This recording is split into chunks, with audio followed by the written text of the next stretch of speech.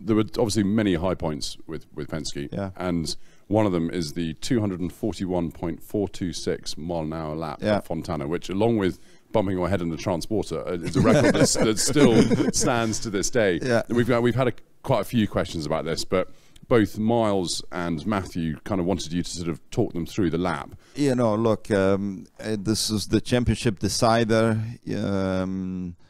We were fighting, I guess, 5 other guys. I don't remember exactly. And at the time, the pole position gave another an extra point. You know, and also at the time you could change engines as many times as you like throughout the weekend. And Honda, they made a incredible engine for Fontana. It was a qualifying special, so it was a new engine Friday night. You know, put the engine on the car, go out. You know, I did 2 runs, I think, Saturday morning. I wanted to run more. They're like, no. no, you're done. And the car was really good.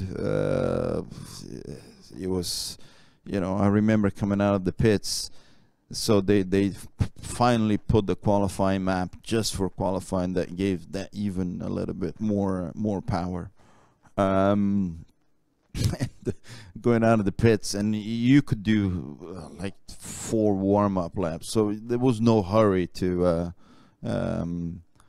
really get up to speed too fast. So it was a real balance between getting the tire pressures to where you wanted, together with the rubber at the temperature you wanted. It was a bit of an art, actually, to do that properly, because we didn't have all the information that the guys had. So you kind of had to do it by feel and experience and so on. Anyway, the bottom line is, I used the typical thing was to start the lap quite slowly, you know, so you didn't burn up your tires. So I come out of the pits, but I remember going very, you know, slowly, like you drive a road car, coming out of the pits in the back. I think it was about 4th gear, and the tires are stone cold. And I'm thinking, yeah, maybe I'll go flat now. And the thing just lit up, like in 4th. I'm like, whoop. 5th gear. Anyways, and you know, you go in there with the mindset is like, I ain't lifting. And oval racing, particularly qualifying, when you have that little bit extra grip from the tires, it's really a bit of a leap of faith, because if you use the tires too soon to find out if you do have the grip or not, then you're going to lose a little bit of performance. So you're really sort of building up this picture of how much grip you have, what the balance is like, without complete information. And so it's a little bit of a leap of faith. And if you lift before to find out, you're too slow. So you really have to go right. It's a commitment thing. I'm doing it, and then if you get in trouble, you gotta figure out a way to recover. So I went there. The mindset, when you know, I remember, because I had like on my dash, I knew my exit speeds.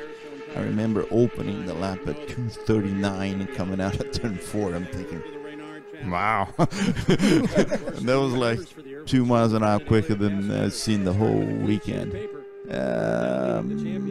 And going into turn 1 in Fontana is super bumpy, actually. You know, the car was super neutral when you're going.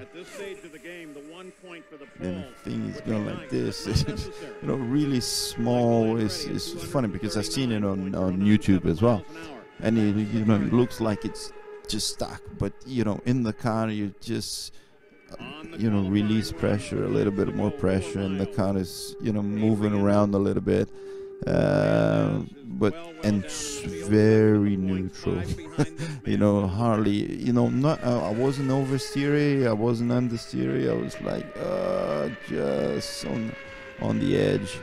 And the car was so, we were using the tires so much that I closed the lap slower than what I opened it, so I closed the lap.